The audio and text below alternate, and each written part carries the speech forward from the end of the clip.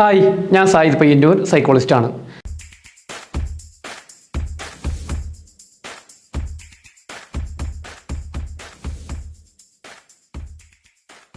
നിങ്ങൾ ഏകദേശം എല്ലാവരും ഗ്യാസ് ലൈറ്റിംഗ് എന്താണെന്ന് കേട്ടിട്ടുണ്ടാവും.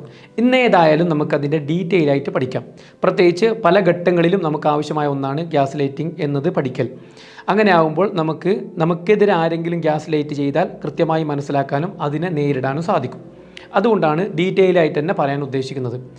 എന്താണ് ഗ്യാസ് ലൈറ്റിംഗ്? നമ്മൾ പലപ്പോഴും കേട്ട വാക്കല്ലേ, എന്നാൽ ഒന്നും കൂടി കേട്ടോളൂ. ഗ്യാസ് ലൈറ്റിംഗ് എന്ന് പറയുന്നത് വൈകാരിക ചൂഷകർ, അതായത് നാസിസ്റ്റോ മറ്റോ, ഇരയുടെ യാഥാർത്ഥ്യ ബോധത്തെയും വിവേകത്തെയും ചിന്തകളെയും സംശയത്തിലാക്കാൻ ഉപയോഗിക്കുന്ന ഏറ്റവും വിനാശകരമായൊരു തന്ത്രമാണ്.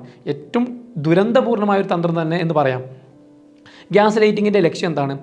ഇര, അതായത് വിക്ടിം, തൻ്റെ സ്വന്തം ഓർമ്മകളെയും ചിന്തകളെയും വികാരങ്ങളെയും വിശ്വസിക്കാതെ ചൂഷകനെ പൂർണ്ണമായും ആശ്രയിക്കുന്ന ഒരവസ്ഥയിലേക്ക് എത്തിക്കുക എന്നതാണ്.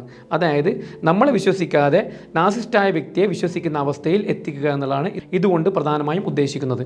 ഇതിനായി അവർ പല പല പല തന്ത്രങ്ങളും ഉപയോഗിക്കും. അത്തരം തന്ത്രങ്ങളെപ്പറ്റി നമ്മൾ കൃത്യമായി അറിഞ്ഞിരിക്കണം. അതിൽ ഒന്നാമത്തെ തന്ത്രം എന്ന് പറയുന്നത് നിഷേധിക്കൽ, അതായത് കംപ്ലീറ്റ് സമ്മതിക്കാതിരിക്കൽ. തങ്ങൾ ചെയ്തതോ പറഞ്ഞതോ ആയ കാര്യങ്ങൾ പൂർണ്ണമായി നിഷേധിക്കുക. ഇതാണ് ഏറ്റവും ലളിതമായി അവർ ഉപയോഗിക്കുന്ന തന്ത്രം. ഒരു ഉദാഹരണം പറയാം. ഞാൻ ഒരിക്കലും അങ്ങനെ ഒരു വാക്ക് പറഞ്ഞിട്ടേയില്ല, അത് നീ ഉണ്ടാക്കിയെടുത്തതാണ്. ഇങ്ങനെയുള്ള വാക്ക് നിങ്ങൾ ഇഷ്ടം പോലെ കേട്ടിട്ടില്ലേ? ഇനിയും കേട്ടോളൂ. നീ ഇങ്ങനെ പറയുന്നത് കേട്ടാൽ എനിക്ക് പേടിയാകുന്നു, അതൊക്കെ നിൻ്റെ തോന്നൽ മാത്രമാണ്, ഞാൻ അങ്ങനെ ഒരു വാക്ക് പറഞ്ഞിട്ടേയില്ല. ഇത് മറ്റൊരു തന്ത്രം. ഇനി വേറൊരു തന്ത്രം, ഞാൻ അങ്ങനെ ചെയ്തിരുന്നെങ്കിൽ എനിക്ക് ഓർമ്മയുണ്ടാകില്ലേ, ഇത് നിനക്ക് ഓർമ്മയുണ്ടെന്നല്ല പറയുന്നത്, എനിക്ക് ഓർമ്മയില്ല. ഇതാണ് വേറൊരു തന്ത്രം. ഇനി ഒന്നും കൂടി നോക്കാം. ഞാൻ എപ്പോൾ അങ്ങനെ പറഞ്ഞു, നീ കാര്യങ്ങൾ വളച്ചൊടിക്കരുത് കേട്ടാ, നീ ഒരിക്കലും അങ്ങനെ പറയരുത്, ഞാൻ അങ്ങനെ പറഞ്ഞിട്ടേയില്ല. പിന്നെ മറ്റൊരു തന്ത്രം, ഞാൻ മനസ്സറിയാത്ത കാര്യമാണ് നീ ഇങ്ങനെ കള്ളം പറയുന്നത്, പടച്ചോനാണ്, ഞാൻ അങ്ങനെ പറഞ്ഞിട്ടേയില്ല. ഇതൊരു തന്ത്രം.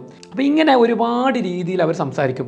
ഈ രീതിയിലൊക്കെ കംപ്ലീറ്റ് ഡിനേ ചെയ്യുമ്പോൾ നമുക്ക് തന്നെ സംശയമാവും, അങ്ങനെ പറഞ്ഞിട്ടുണ്ടോ, എനിക്ക് തോന്നിയതാണോ, ഞാൻ അങ്ങനെ സംശയിക്കുന്നതാണോ എന്ന് തോന്നിപ്പോകും. ഇത് തന്നെയാണ് അവരുടെ തന്ത്രം.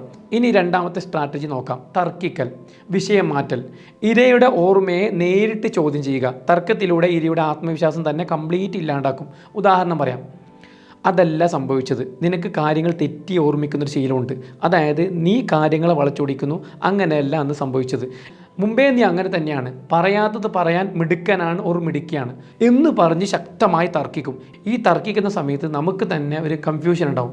നമ്മൾ ആ തർക്കത്തിൽ നിൽക്കുമ്പോൾ തർക്കത്തിൽ നിന്ന് എങ്ങനെയെങ്കിലും ഊരാന്ന് വിചാരിച്ചിട്ട് നമ്മൾ അവിടുന്ന് സുല്ലിട്ട് പോകും. ഇത് തന്നെയാണ് അടുത്തൊരു വഴി. ഇനി മൂന്നാമത്തെ തന്ത്രം എന്ന് പറയുന്നത് നിസാരവൽക്കരണമാണ്. ഇരയുടെ വികാരങ്ങളെയും അനുഭവങ്ങളെയും ചെറുതാക്കി കാണിക്കുക. ഇരയുടെ വിഷമം അനാവശ്യമാണെന്ന് വരുത്തി തീർക്കുക. ഇതിന് ഒരുപാട് തന്ത്രങ്ങൾ ഉപയോഗിക്കും. അതൊക്കെ നമുക്ക് നോക്കാം. ഇതൊരു വലിയ പ്രശ്നമായി എടുക്കാൻ മാത്രം എന്തിരിക്കുന്നു, നീ നല്ലോണം അഭിനയിക്കുന്നു, അല്ലെങ്കിൽ നീ ചിന്തിച്ചു കൂട്ടുന്നു. ഇതൊക്കെ എല്ലാവരുടെയും വീട്ടിൽ നടക്കുന്നതല്ലേ. ഒരു ഫാമിലി ആകുമ്പോൾ ഇങ്ങനത്തെ പ്രശ്നങ്ങളൊക്കെ ഉണ്ടാവില്ലേ? ഇതിനെ ഇത്ര പിരിപ്പിക്കാൻ എന്തിരിക്കുന്നു? ഇത്ര ചെറിയ കാര്യത്തിനാണോ നീ കരയുന്നത്, അല്ലെങ്കിൽ ഡൈവോഴ്സ് ചോദിക്കുന്നത്? ഇത്ര ചെറിയ കാര്യത്തിനെ പിരിപ്പിക്കേണ്ട ആവശ്യമുണ്ടോ?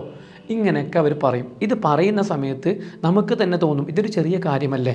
നമ്മുടെ കൂടെയുള്ളവരും ചോദിക്കും, എന്തിനാണ് ഇത്ര ചെറിയ കാര്യത്തിന് നീ വലിയ ഇഷ്യൂ ഉണ്ടാക്കുന്നത്, ഒന്ന് അഡ്ജസ്റ്റ് ചെയ്താൽ പോരെ, നീ എന്താണ് ഇങ്ങനെ എന്നൊക്കെ ചോദിക്കുമ്പോൾ നമ്മൾ ആകെ തകർന്ന് തരിപ്പണാവും. പിന്നെ നമ്മുടെ മുമ്പിൽ വോയിസ് ഉണ്ടാവില്ല. ഇനി നാലാമത്തെ ഒരു വഴി എന്ന് പറയുന്നത് ശ്രദ്ധ തിരിച്ചുവിടലാണ്. അതായത് നമ്മളെ നേരെ കുറ്റം ചുമത്തും. നമ്മൾ അവരെ പറ്റി എന്തെങ്കിലും പറയുമ്പോൾ അവർ ബ്ലെയിം ഷിഫ്റ്റ് ചെയ്യും, നമ്മളെ ആരോപിക്കും. അതോടെ നമുക്ക് ഒന്നും പറയാൻ പറ്റാത്ത അവസ്ഥ വരും. എന്താണെന്ന് നമുക്ക് നോക്കാം.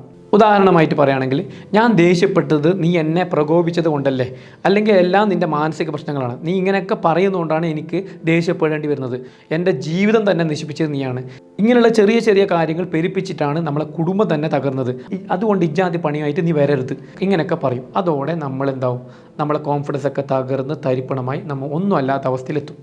ഇനി മറ്റൊരു രീതി എന്ന് പറയുന്നത് മൂന്നാമതൊരാളെ, മറ്റുള്ളവരെ നമ്മളെ ബന്ധത്തിൽ ഉപയോഗിക്കൽ എന്നത്.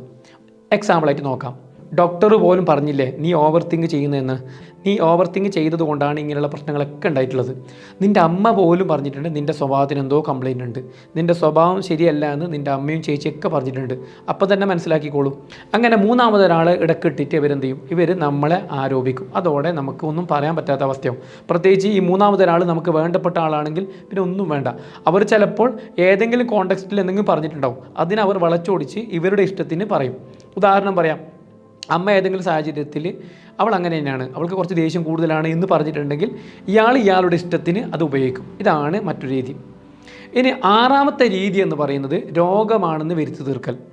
ഇരയുടെ, അതായത് വിക്ടിമിൻ്റെ മാനസികാവസ്ഥ എന്തെങ്കിലും രോഗമാണ്, നിനക്ക് ഡിപ്രഷനാണ്, അല്ലെങ്കിൽ നീ ഓവർ തിങ്ക് ചെയ്യുന്നത് കൊണ്ടാണ്, നിനക്ക് പണ്ടേ മാനസിക പ്രശ്നമുണ്ട്, നിൻ്റെ മാനസിക പ്രശ്നമാണ് ഇങ്ങനെയൊക്കെ ചെയ്യിപ്പിക്കുന്നത് എന്നൊക്കെ പറഞ്ഞ് നമ്മളെ ആശയക്കുഴപ്പത്തിലാക്കും. അതോടെ നമ്മൾ ഒന്നും പറയാൻ പറ്റാതെ മുങ്ങുന്ന അവസ്ഥയിലേക്ക് എത്തുന്ന സാഹചര്യം ഉണ്ടാവും.